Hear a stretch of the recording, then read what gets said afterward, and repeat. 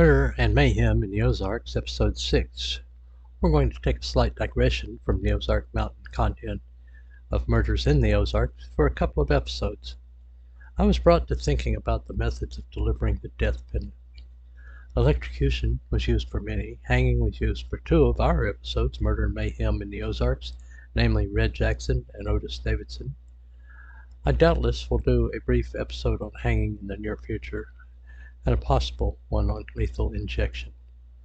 But today we're going to dive into the use of history of electrician for punishment of capital crimes. Please understand, this is in no way an attempt to justify or condemn capital punishment or any of its methods. It is no way meant to question the possible guilt or possible impact of a convicted individual. It is merely a description of a method of legal execution of an individual convicted by a jury of a capital crime. So let's jump into episode 6 of Murder and Mayhem in the Ozark. The invention of the electric chair. Arc lighting, invented in the mid-1800s, is a type of lighting that requires high voltages in the range of 3,000 to 6,000 volts. Its invention was followed by one story after another in newspapers, and how the high voltages used were killing people, usually unaware linemen. It was a strange new phenomenon that seemed to instantaneously strike a victim dead without leaving a mark. The evening of August 7, 1881 in Buffalo, New York, led to the inception of the electric chair. That evening, a drunken dock worker named George Lemuel Smith, looking for a thrill of a tingle sensation he had noticed when grabbing the guardrail in a Brush Electric Company arc lighting powerhouse, he managed to sneak his way back into the plant at night and grabbed the brush and ground of a large electric dynamo. He died instantly from defibrillation and heart stoppage. The coroner, who investigated the case, brought it up later that year at a local Buffalo Scientific Society meeting. Another member attending that lecture, Alfred P. Southwick, a dentist who had a technical background, thought some application could be found for the curious phenomenon. The first use of the electric chair was for William Francis Kimler, who was executed in New York's Auburn prison on August 6, 1890. The first 17-second passage of 1,000 volts A3 through Kimler caused unconsciousness but failed to stop his heart and breathing. The attending physicians, Edward Charles Spitzka and Carlos Frederick McDonald, verified that life was still viable. Part 2. The main parts of an electric chair. The chair itself being made of hardwood so as not to carry much current. Number 2, a stiffening backboard, which would hold a chest strap and groin strap to render the condemned practically immobile. Number 3, a spring-loaded leg clamp attached generally to the left leg. This clamp would have a connector with a thumb screw to hold a wire. Number 4, a spring-loaded helmet to be attached to the scalp, also with a connector and thumb screw for attaching the wire. A power source of high voltage electricity. Part 3. The execution. The anatomy of an execution by electric chair. The condemned was placed in the chair. Some walked to the chair and some had to be assisted due to the weakness of facing a rather dreadful and short future. When seated in the wooden chair, the condemned would have the chest strap and the groin strap attached and would have both wrists strapped down. Then both legs would be strapped immobile. The calf of the left leg would have been shaved as well as the crown of the head. The spring-loaded clamp would be attached to the left calf. The clamp would close fairly tight around the calf, and the buckle would finish making the contact secure. A sponge containing salt water would be placed on the crown of the head, and the spring-loaded helmet was placed on the head. The spring would secure the helmet tightly to the crown of the head, and the strap would be buckled under the chin. Number 4, a grounding wire would be attached to the thumb screw on the leg clamp. Number 5, a high voltage or hot wire would be attached by a thumb screw on the helmet. The purpose of these steps would be the natural path of electricity to follow would be from the source, hot wire, to the ground attached to the left calf.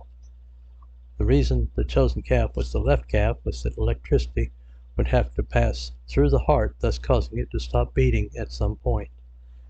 The switch would make contact, thus closing the circuit, and high voltage electricity would travel from the crown of the head through the body to the ground wire, completing the circuit.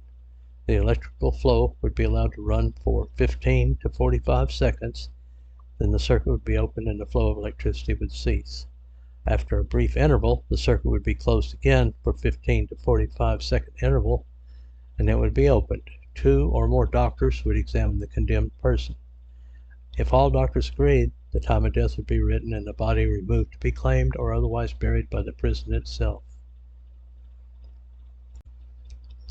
Part 4. Aftermath.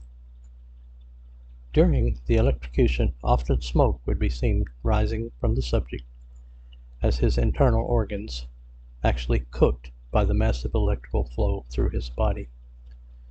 An odor of roasting flesh would permeate the room. It would be somewhat of a sickly sweet, distinctive stench. The subject's eyeballs might have ruptured due to the water pressure built up as body moisture turned to steam. Bowel or bladder functions probably would have let go. There would be some surface burns near the scalp and the left calf and along the path the electricity followed.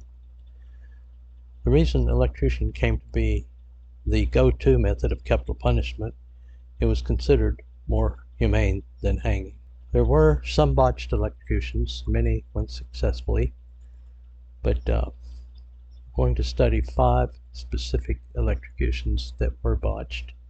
We're going to take a look at some botched electrocutions. There are some very graphic descriptions and images coming up. Please be aware and act accordingly. They're very descriptive. In 1946, an intoxicated guard and inmate set up Louisiana's electric chair for this 1946 execution. Gruesome Gertie, as Louisiana's electric chair was known, was being set up for the execution of Willie Francis. Attributable to the condition of the guard and the inmate, the chair was improperly set up, resulting in the current not being strong enough to kill Francis, or even to knock him unconscious. The execution failed as a result, and Francis could be heard by witnesses shouting, take it off, let me breathe!" A year later, much to his exceeding dread, he was successfully executed for another crime. Number 2 botched execution. 1982, Frank Coppola was not connected tightly to the headpiece and calf clamp. Fire was seen from the electrode attached to Frank's head and leg. It took 2 55-second jolts of electricity to kill him. Number 3, in 1983, the first 1900 volts of electricity passed through John Lewis Evans' body while seated in the Yellow Mama, as the electric chair in Alabama was called, due to the bright yellow paint job. It lasted 30 seconds. 2 doctors examined Mr. Evans and declared he was not dead. It took 2 more charges, leaving his body charred and smoldering. Sparks and flames erupted from the electrodes attached to Mr. Evans' left leg due to loose connection. His body slammed against the straps holding him in the electric chair and his fist clenched permanently. The electrode burst from the strap holding it in place. A large puff of grayish smoke and sparks poured out from under the hood that covered Mr. Evans' face as his eyes exploded. An overpowering stench of burnt flesh and clothing began pervading the witness room. The execution continued until death was achieved. The longest 24 minutes of Mr. Evans' misspent life. Eternity would be a welcome sight. May 4th, 1990, Florida. Jesse Joseph Tefero. During the execution, 6-inch flames erupted from Tefero's head, and 3 jolts of power were required to stop his breathing.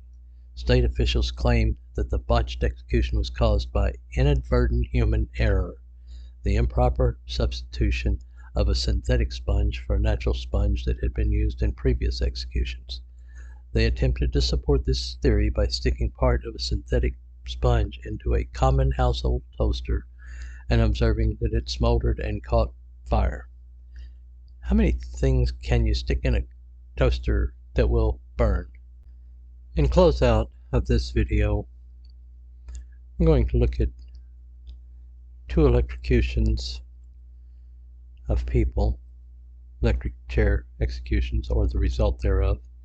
We're going to look at 2 or 3 instances where electricity was not misused, but the result became unintended consequence. We're going to look at Ted Bundy after his electrocution. We're going to look at a lady named Ruth, who was executed in 1927. This photo will be about halfway through the actual execution itself. It's kind of blurry, but you can see that there's movement in Miss Ruth. And then we're going to look at result of stealing copper wire, and we're going to look at what else we're going to look at? We're going to look at some elephants that were grazing and got into an electrical current that was exposed, and that's kind of sad. We're going to look at a workman that got into a hot wire and really ended up in bad shape. And I think that'll close it out. Again, be very astute in who sees this. It's extremely disturbing. It's very graphic. Just don't want people to get the wrong idea. Thank you for watching. Thank you for subscribing.